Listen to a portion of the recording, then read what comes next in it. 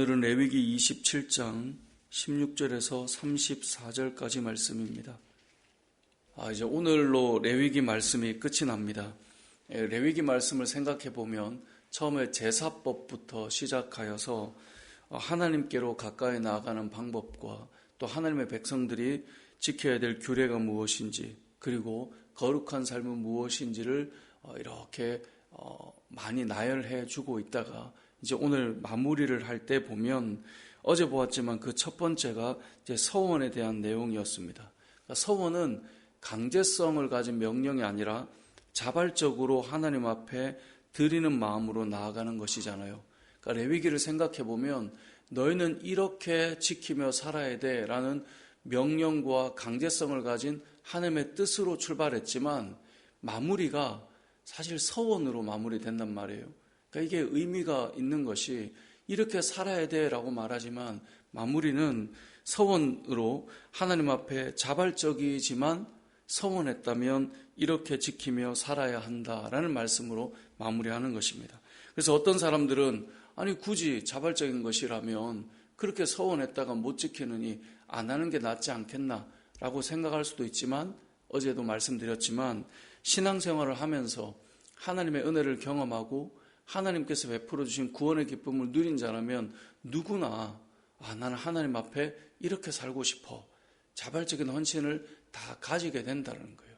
그러니까 신앙생활을 하는 사람은 누구나 서원에 대한 마음들을 다 가지게 돼요. 이건 마치 우리가 사람과의 관계 속에서도 내가 사랑하는 사람이 있거나 은혜를 입은 사람이 있으면 지켜야 될 어떤 원칙만을 가지고 사는 게 아니라 내가 이렇게 해주고 살고 싶다.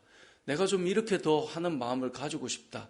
우리가 인간관계에서도 그런 것처럼 사람과의 관계도 그런데 하물며 하나님의 은혜를 입은 자라면 마땅히 그렇지 않겠습니까? 그래서 27장 이 마지막 장에는 지켜야 될 규례가 이것이다 라는 것으로 많은 것들이 채워져 있지만 우리가 마무리할 때는 너희가 하나님 앞에 자발적으로 이렇게 살기를 원한다면 이라고 말하면서 첫 번째가 사람이 하나님 앞에 드려지는 것이라면, 사람을 드리는 데 있어서의 서원이라면 이렇게 지켜라 라는 것을 보았고, 그 다음이 가축으로 하나님 앞에 드리기를 원한다면 이렇게 해라. 그 다음에 어제 보았던 내용이 자기의 집을 하나님 앞에 드리고 싶다면 이렇게 해라 까지 보았던 거예요. 그리고 오늘 본문은 하나님 앞에 밭으로 드리겠다면, 그래서 오늘 16절이죠. 만일 어떤 사람이 자기 기업된 밭을 성별하여 하나님 앞에 드리겠다면 이건 강제가 아니라 자발적으로 하나님 저 이렇게 살고 싶어요. 하나님 앞에 드리고 싶습니다. 라는 그런 마음이 있다면 이렇게 해라 라고 해서 16절 이하의 말씀이 25절까지 하나님 앞에 밭으로 드린다면 너희 마음에 정말 그런 마음이 있다면 이렇게 해야 될 것이다 라고 말씀하는 것입니다. 그래서 오늘 본문 25절까지는 어제 내용과 연결해서 이 27장은 하나님 앞에 자발적으로 서원하고자 하는 마음이 있다면 이렇게 해야 된다라고 말씀하고 있는 것입니다. 그리고 오늘 본문에 이 27장을 마무리할 때 또 두 가지를 더 말씀하는데요. 그 중에 한 가지는 처음의 것은 여호와의 것이다 라는 것을 26절에 말씀합니다. 오직 가축 중에 처음 난 것은 여호와께 드릴 것이다.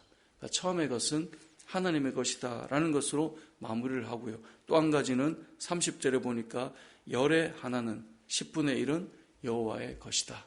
이렇게 해서 레위기가 마무리가 되는 것입니다. 그러니까 많은 내용이 있지만 이제 마무리하시면서 세 가지를 말씀해 주세요. 지켜야 될 많은 규례들이 있지만 너희가 자원하여서 나에게 기쁜 마음으로 서원하기를 원하는 그 마음이 있다면 이것을 드리겠다라고 하면 이렇게 하고 이것을 드리겠다면 이렇게 해라 라고 하는 서원의 내용. 그리고 두 번째는 처음의 것은 여호와의 것이니 여호와께 드려라. 여러분 세상을 살아가면서 처음이라고 하는 것은 단 한 번 있는 일인 것이죠. 이건 두 번, 세 번 있을 수가 없어요. 어떤 일에 있어서 항상 처음은 한 번이에요. 그래서 그것이 너무나 귀한 것이에요. 그 처음을 열게 하시고 시작을 열게 하시는 분이 하나님이시다라고 고백하는 것, 그것이 바로 하나님 앞에 처음의 것을 드리는 믿음의 고백입니다. 물론 이것은 유월절의 의미와도 연결되어 있는 내용이지만 우리가 이 시대를 살아가면서도 마찬가지일 것입니다. 예를 들어 이사를 했어요. 자, 그 집에 들어가서 처음 우리가 할 수 있는 것이 무엇입니까? 하나님 앞에 예배하는 것이죠. 우리가 어떤 일을 처음 시작했다. 하나님의 그 은혜임을 고백하고 믿음으로 나아가는 것. 그것은 단 한 번이라는 거예요. 그래서 저 역시 어릴 때 그러한 신앙의 훈련과 또 말씀을 들었기 때문에 처음 알바를 했다. 그러면 처음의 것은 하나님의 것이다 라고 생각하며 드리며 살아왔던 것 같아요. 또 새롭게 사역자가 되고 난 이후에도 처음의 것을 하나님 앞에 드리고 또 처음 어느 장소나 처음 어떤 일을 시작할 때 그 처음은 항상 하나님의 그 시작해 하시는 은혜입니다라고 고백하는 것. 오늘 그것을 말씀해 주고 있는 것이고 마지막으로 열의 하나라는 것은 어떤 의미를 가지고 있습니까? 가나안 땅으로 인도하시고 그들에게 허락하신 그 생업의 현장, 그래서 이 모든 것을 주신 분이 하나님이십니다라고 하는 그 믿음의 고백, 그게 열의 하나를 드리는 11조의 고백이잖아요. 그러니까 11조는 열의 하나가 하나님의 것이다 라는 것이 아니라 어찌 보면 근본적으로는 모든 것이 하나님의 은혜입니다라고 하는 고백이 열의 하나를 담아 드림으로 우리의 믿음을 고백하는 것입니다. 11조는 우리의 믿음의 고백이 담겨 있는 것입니다. 이게 강제성을 띠느냐 안 띠느냐 신약학자들과 또 성경학자들 가운데도 이야기들을 하고 또 이 시대를 살아가는 믿음의 사람들 안에서도 강제적이냐 아니냐 또 목회자들 사이에서도 여러 논쟁을 하지만 분명한 것은 11조는 믿음의 고백입니다. 그래서 믿음만큼 할 수 있는 거예요.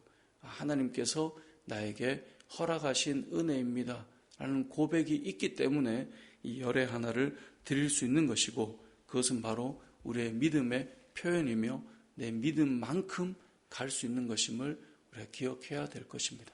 말씀을 정리해 보겠습니다.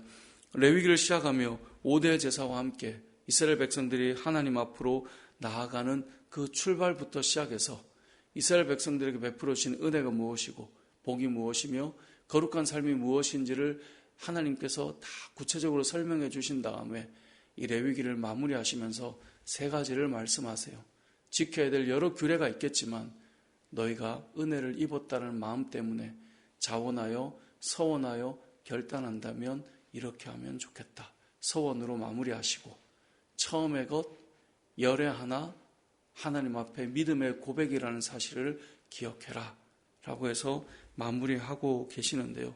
저와 여러분의 삶 속에 이 자발적인 헌신과 또 처음의 것에 대한 감사와 모든 것이 하나님의 은혜입니다 라고 하는 고백이 열의 하나를 드림으로 나타나는 것처럼 우리의 인생 속에 이런 믿음의 고백이 마르지 않는 저와 여러분의 삶이 되시길 주님의 이름으로 축복합니다.